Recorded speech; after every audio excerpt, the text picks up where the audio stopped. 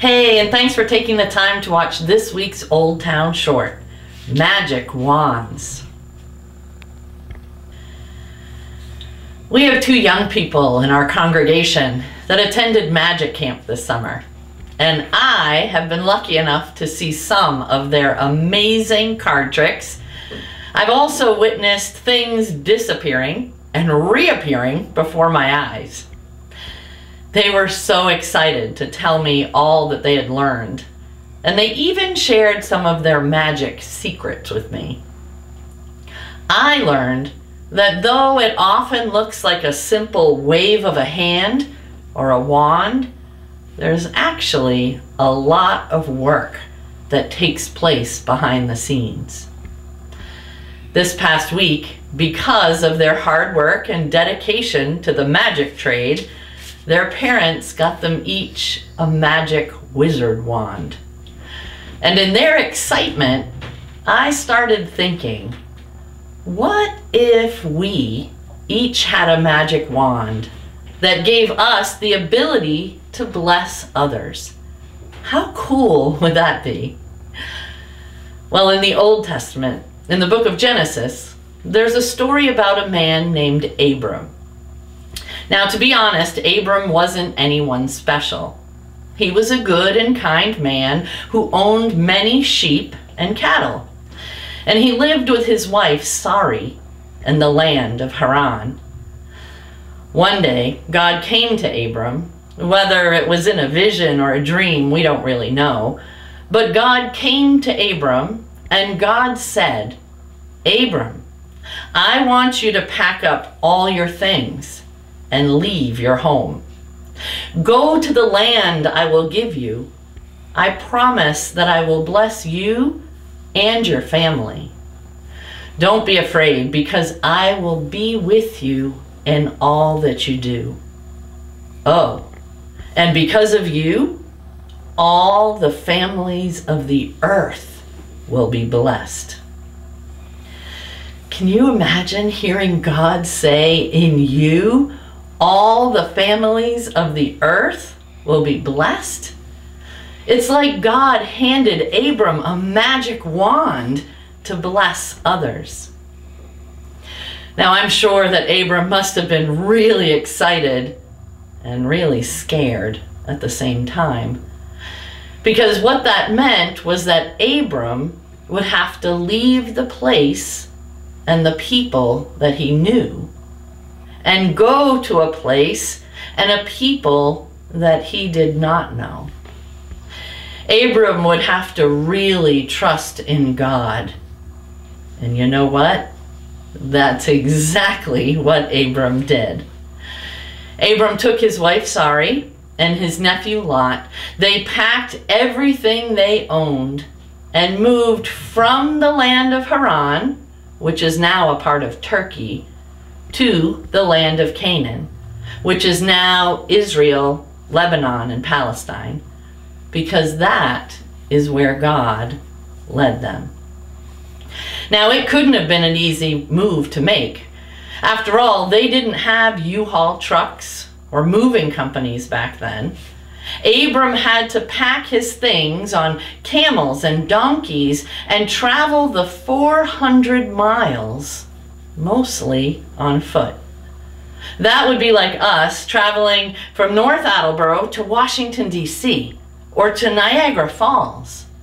And Abram was 75 years old when God told him to pack up everything he owned and leave his home.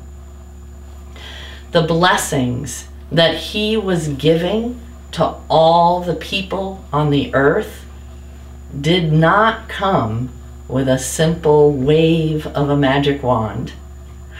The people of the earth were blessed because of Abram's faith, hard work, and dedication.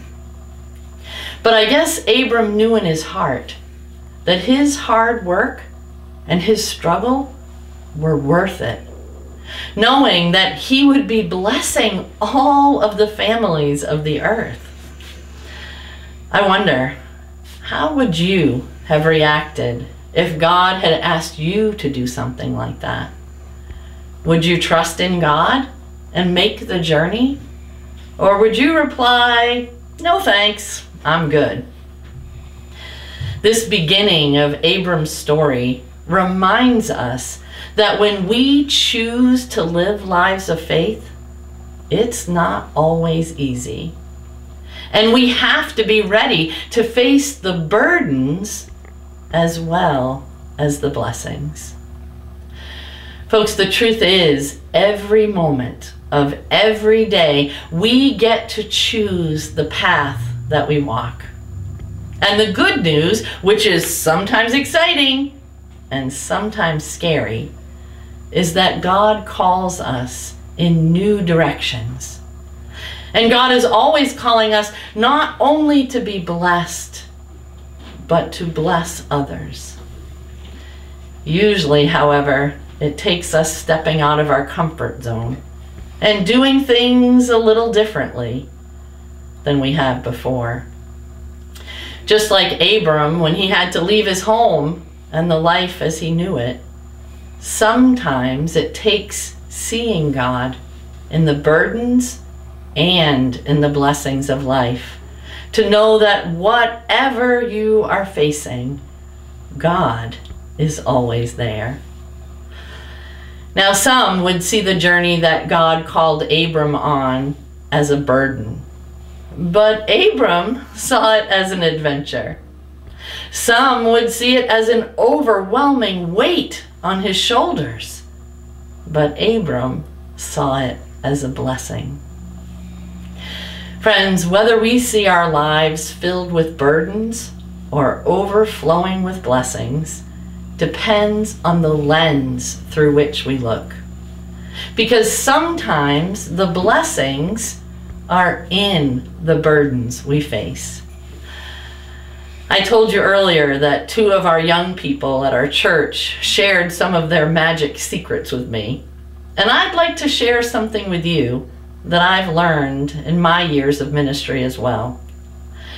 I used to say to families that were struggling with grief or illness or loss that I wished that I had a magic wand to wave that would take away their grief and struggle and pain.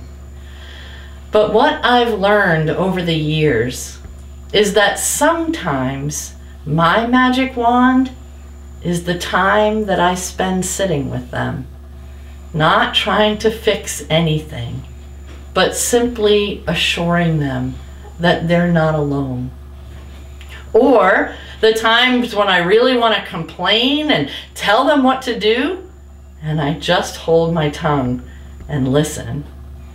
Or the times when I could easily control the situation, but I give them room to figure it out on their own. Friends, we can only see the world around us through our own eyes. But the true magic of blessing others is attempting to look through their eyes as well. Folks, in the week ahead, I pray that you might all use the magic wands within yourselves to see the blessings in the burdens that you carry and to use those blessings to bless others.